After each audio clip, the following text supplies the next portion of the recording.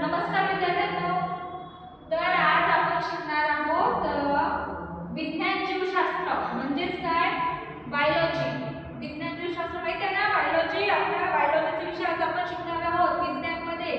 तर त्याच्यामध्ये आपण पाहणार आहोत आज सूक्ष्मजीव. सूक्ष्मजीव म्हणजे मायक्रो ऑर्गॅनिझम. माहिती आहे ना सगळ्यांना सूक्ष्मजीव म्हणजे काय? आज आहे विज्ञान.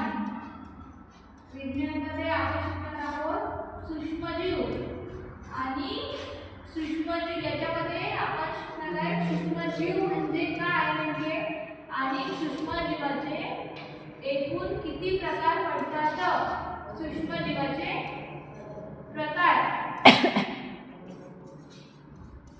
सूक्ष्मजीवाचे प्रकार हे आज आपण याचा अभ्यास करणार आहोत, समजणार आहोत. आता सूक्ष्मजीव म्हणजे काय तुम्हाला माहिती आहे का? सूक्ष्मजीव दिसतात का डोळ्याने तुम्हाला? नाही का? सूक्ष्मजीव हे एकदम बारीक असतात जे आपल्याला मायक्रोस्कोप मध्ये पाहावे लागतात.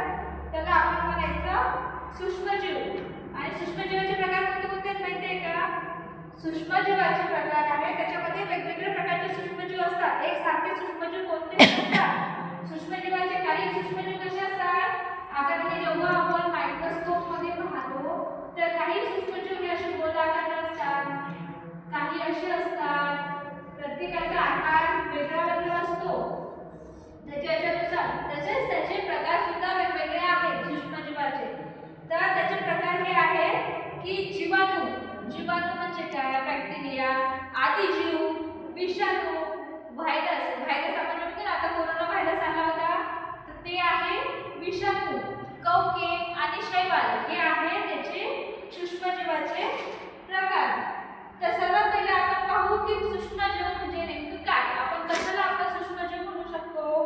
तर सूक्ष्मजीव म्हणजे ज्या सजीवांना आपण उघड्या डोळ्याने पाहू शकत नाही त्याला म्हणायचं आपण सूक्ष्मजीव. आणि सूक्ष्मजीव पाहण्यासाठी आपल्याला काय लागते? ते फक्त आपण मायक्रोस्कोप मध्येच पाहू शकतो. आता मला सांगा बरं, आपण आता मी तुम्हाला एवढं शिकवताना समोर दिसत आहे तर मी काय आहे? मी सूक्ष्मजीव आहे का? नाही. तर मी सूक्ष्मजीव नाही, कारण की तुम्ही मला उघड्या डोळ्याने पाहू शकत आहात म्हणजे मी सूक्ष्मजीव नाही आहे. सूक्ष्मजीव असे असतात की लाखो करोडो संख्येने ते आपल्या आजूबाजूला असतात. म्हणजे आता की आपण एवढे स्वच्छ हात धुतो जेवण करण्याच्या अगोदर तरी पण आपल्या हातावर सुद्धा सूक्ष्मजीव असतात, पण जे की आपण पाहू शकत नाही. म्हणजे जे आपल्याला उघड्या डोळ्याने बिलकुल दिसत नाही, जे पाहण्यासाठी आपल्याला मायक्रोस्कोप पाहावं लागते. मायक्रोस्कोप पाहिलेलं आहे का सगळ्यांनी? पाहिलेलं आहे का मायक्रोस्कोप मध्ये सूक्ष्मजीव कसे दिसतात? तर जेव्हा आपण आता प्रयोगशाळेमध्ये जाऊ तेव्हा मी तुम्हाला दाखवेल की मायक्रोस्कोप कसा असतो, त्याच्यामध्ये आपण सूक्ष्मजीव कशा पद्धतीने पाहू शकतो हे आपण प्रात्यक्षिकामध्ये करू.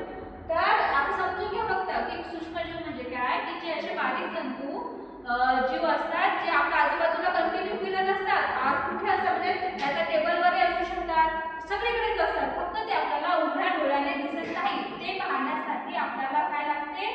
मायक्रोस्कोप. ते फक्त आपण मायक्रोस्कोपच्या खाली बघू शकतो, त्याला म्हणायचं आपण सूक्ष्मजीव.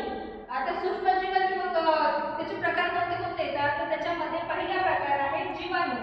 जीवाणू म्हणजे काय? की जो नेहमी आपल्या आसपास म्हणजे प्रत्येक ठिकाणी जीवाणू असू शकतो. जीवाणूमध्ये फरक काय आहे की आता सूक्ष्मजीव आपल्याला दिसत नाही म्हणजे त्याच्यामध्ये पेशी नसतात त्याच्यामुळे ते आपल्याला दिसत नाही. पण जीवाणू हा एक पेशी असतो म्हणजे त्याच्यामध्ये एकच पेशी असते त्याला म्हणायचं आपण जीवाणू. आणि त्याला असतो आदिकेंद्रिके असतात. आदिकेंद्रिके म्हणजे काय नेमकं? आता सपोज उदाहरण, हा आहे जीवाणू, हा एक जीवाणू आहे, हे त्याचं वरचं कवच आहे. आदिकेंद्रिके म्हणजे त्याचा जो सेंटर असतो त्याला म्हणायचं आदिकेंद्रिके. तर याच्यामध्ये काय असते? जीवाणूमध्ये एकच आदिकेंद्रिके असतो, त्याला म्हणायचं आपण जीवाणू. आणि नंतर आता याच्यामध्ये दुसरा आहे की आदिजीव. आदिजीव म्हणजे काय? तर आदिजीव म्हणजे हे माती, गोड पाणी, समुद्रातलं पाणी अशा कोणत्याही ठिकाणी नाही का ते राहतात, सजीवांच्या शरीरावर राहतात. म्हणजे ते फक्त असं नाही की ते जमिनीतच तुम्हाला आढळतील किंवा ते पाण्यातच दिसतील, ते आपल्या शरीरावर सुद्धा आढळू शकतात. आता उन्हाळ्यामध्ये म्हणा किंवा हिवाळ्यामध्ये काही जणांना काय होतं की स्किनचा त्रास होतो. म्हणजे कुणाची स्किन खूप खाजवते, कुणाला अचानकच खरूज. आपण खरूज पाहिलेलं माहिती आहे का सगळ्यांना? खरूज म्हणजे काय? कुत्र्याला वगैरे होतो, पूर्ण प्राण्यांच्या कुणाच्याही शरीरावर तो असू शकतो, म्हणजे तो राहतो, प्रेझेंट राहतो. त्याला आपण म्हणायचं आदिजीव. आदिजीव हे दृश्य केंद्रिके पेशी असतात आणि एक सजीवच असतात. ते पण काय असतात? दृश्य केंद्रिके असतात, म्हणजे ते आपल्याला डोळ्याने पण दिसू शकतात. जर कधी चांगल्या डोळ्याने आपण जर कधी पाहिलं तर ते आपल्याला दिसतात. त्याला म्हणायचं आदिजीव. नंतर आहे कवके. कवके म्हणजे काय? तुम्ही मशरूम पाहिलेले का? मशरूमलाच म्हणायचं कवके. आता आपण पावसाळ्यामध्ये बऱ्याच वेळेस आपल्याला दिसते, जेव्हा आपण आजूबाजूला इकडे तिकडच्या परिसरामध्ये फिरायला जातो तर बारीक बारीक छत्री ज्याला म्हणतात ना, त्यालाच म्हणायचं कवके. तर कवके हे कुजणारे पदार्थ, वनस्पती किंवा प्राणी शरीर कार्बनी पदार्थ यामध्ये कवके आढळतात. म्हणजे जेव्हा कवके कुठे येतात? जिथे की खूप सारा पालापाचोळा पडलेला आहे आणि तो पालापाचोळा कुजला त्याच्यापासून त्याच्यावरती कवके तयार होतात, तर त्याला म्हणायचं कवके. त्याचं उदाहरण काय येणार आहे? ईस्ट म्हणजे बुरशी, परत कॅन्डिडा, मशरूम, हे झालं आपल्या कवकेचं उदाहरण आहे. दुसरं आहे शेवाळ. आता शेवाळ तर सगळ्यांनाच माहिती, पाहिलेलं आहे ना सगळ्यांनी शेवाळ. आपल्या घरामध्ये सपोज आजूबाजूला पाहतो आपण, पावसाळ्यामध्ये खूप सारा पाऊस पडला तर भिंती, काही भिंती नेहमी पावसामध्ये ओला होतं, तर त्याच्यावर काय होते? शेवाळ येतं. हिरव्या कलरचं शेवाळ दिसते, काही ठिकाणी काळ्या कलरचे असते. असे शेवाळाचे खूप सारे प्रकार आहेत. तर त्याला आपण म्हणायचं शेवाळ. हे सुद्धा काय आहे? एक जीवाणूचा प्रकार आहे. तर हे शेवाळ काय होतं? हे आपल्याला पाण्यात दिसते. जास्त करून आपण पाण्यातच पाहू शकतो. जर पाण्याची टाकी घरी गेल्यावर, तुमच्या घरात पाण्याची टाकी आहे का? घरी गेल्यावर सगळ्यांनी आपापल्या पाण्याच्या टाक्या तपासायच्या. जर कधी तुमच्या आईने खूप दिवसापासून ती पाण्याची टाकी जर कधी धुतलेली नसेल तर पाहायचं की पाण्याच्या टाकीच्या सर्वात शेवटी तळाशी काय आहे? तुम्हाला असा हिरवा थर दिसतो. तर तो थर कशाचा असतो? तर त्यालाच आपण म्हणायचं शेवाळ. शेवाळ हे पाण्यात वाढतात आणि दृश्य केंद्रिके असतात. एक पेशीय स्वयंपोषी सजीव असतात. स्वयंपोषी म्हणजे काय? शिकले का तुम्ही? मागच्या वर्षी होतं ना आपल्याला. स्वयंपोषी म्हणजे काय आणि परपोषी म्हणजे काय? स्वयंपोषी म्हणजे जे वनस्पती किंवा प्राणी सजीव जेही स्वतःचा अन्नद्रव्य स्वतः तयार करतात, जे स्वतःचं अन्न तयार करण्यासाठी दुसऱ्यावर डिपेंड राहत नाही, त्याला म्हणायचं स्वयंपोषी. आणि स्वयंपोषी जास्त करून कशा असतात? कोणत्या कलरचे असतात? शिकले तुम्ही मागच्या वर्षी.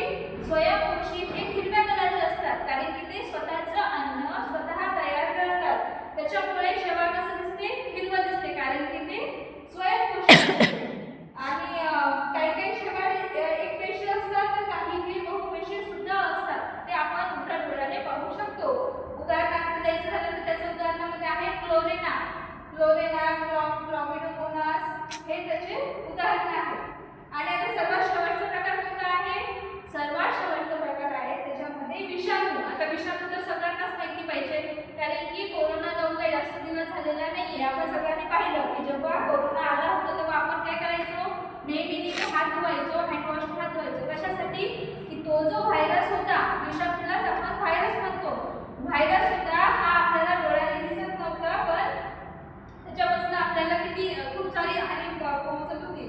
तर त्यालाच आपण म्हणायचं विषाणू. विषाणू सामान्यात सजीव मानले जातात. सजीव म्हणजे काय? त्याच्यामध्ये जीव असतो, त्यालाच आपण सजीव म्हणतो. तर ते एक सजीव असतात किंवा ते सजीव निर्जीवांच्या सीमारेषेत आहेत असेच म्हणतात. म्हणजे ते सजीव पण आहेत आणि निर्जीव पण आहेत. हे मध्यम आहे, म्हणजे काही व्हायरसचा प्रकार जो आहे तो सजीवांमध्ये दिला जातो, काही हा निर्जीव असतो. तर त्यामुळे त्याला म्हणायचं की सजीव किंवा निर्जीव यांच्या सीमारेषेत ते आहेत. विषाणूमुळेच वनस्पती व